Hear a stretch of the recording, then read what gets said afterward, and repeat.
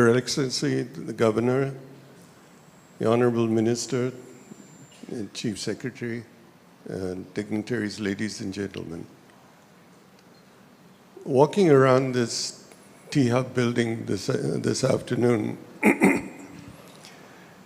could not but help me feel that I was looking at a new face of India, one of the new faces of India. The face of entrepreneurship, innovation, and enterprise.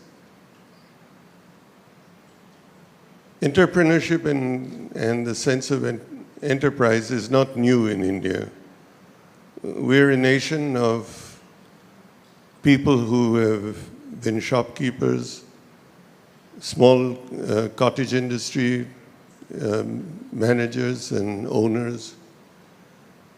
We have done this over the years. We have been entrepreneurs, be it in agriculture, be it in traditional industries. And yet we have not been recognized all over the world as an enterprising country. What we have not done is registered ourselves as an entrepreneurial nation in the new technologies of the world. The technologies that don't require billions of dollars to establish, that don't require hundreds of acres to build. Enterprises that are built on innovation that's in your mind, non-traditional, untried, and sometimes risky, but that make a big, big difference in the world of tomorrow. This is what elevated the United States in the 80s into a new world of technology and high tech. It changed the way we live.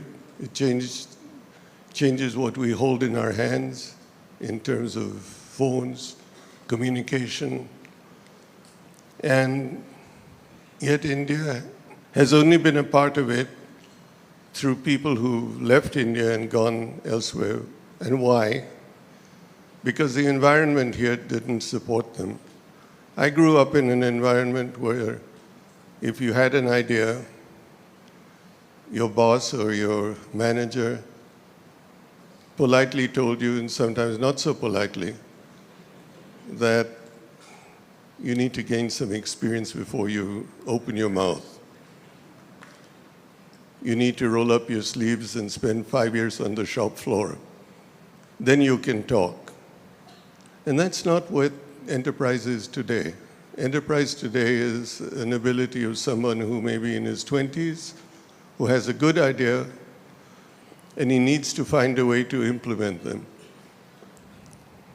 We now have an environment of venture capital that listens to that person, and we have a facility like this to enable that person to try out his idea, to bring it into reality or fruition in a manner that is interdisciplinary, open, and unifying. So this is, in fact, the first look at the new India of tomorrow. Tomorrow, day after tomorrow, etc. Not only in e-commerce, not only in e-retailing, etc., but in the exciting area of medical remedies, medical treatment, stem cells, life sciences, and this can be the starting point of that new wave. And so it's a great privilege to be here today. This is an area that needs all of our support and needs for us to be proud of what we have, but it needs for us to be keen to not be satisfied with what we have, but to go further and to be leaders in the world, not in the country alone. So my enthusiasm in the new India of tomorrow continues to be there. I continue to feel the need to support enterprising young Indian engineers and scientists.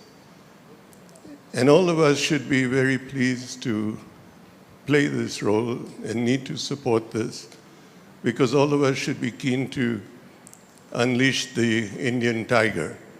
And we haven't done that as yet. So let's all put our hearts and souls behind the fact that this is going to be the new India of tomorrow. And what we're seeing in this building is just the start, just a nucleus of what could be the new big, big thing in the country. And thank you very much for